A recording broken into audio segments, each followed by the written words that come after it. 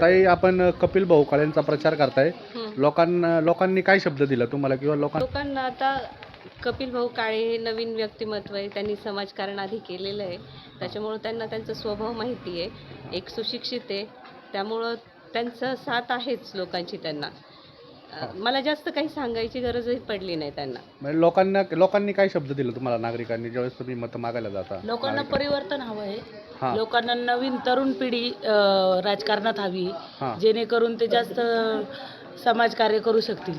तेच उमेदवार तुम्ही मतदारांकडे ते साथ गेले, देणार आहेत. साथ देणार आहेत असं हो. शब्द दिलाय. हो. म्हणजे कपिल काळेंचं तसं वातावरण, हवा चांगली आहे या ठिकाणी हो, चांगली गोडेगावमध्ये. आहेत. हां. गोडेगावमध्ये आता तुम्ही कुंभारआळीमध्ये आहेत. हं, हं. येथील कामं तुम्हाला कशी वाटतात? जरा रस्त्यांची कामं किंवा इतर ठिकाणी.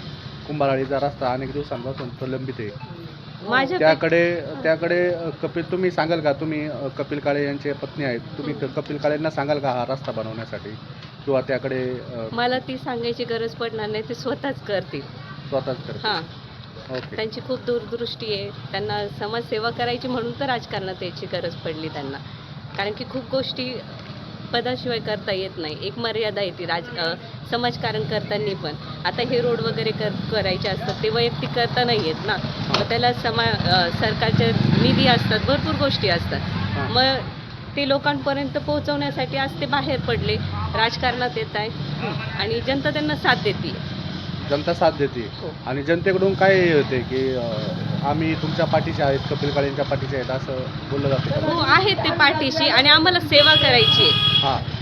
हे पद फक्त असं मान सन्मान भूषवण्यासाठी नाहीये, हां. तर सगळ्या लोकांच्या समस्या जाणून घेऊन त्या सोडवायच्या आम्हाला.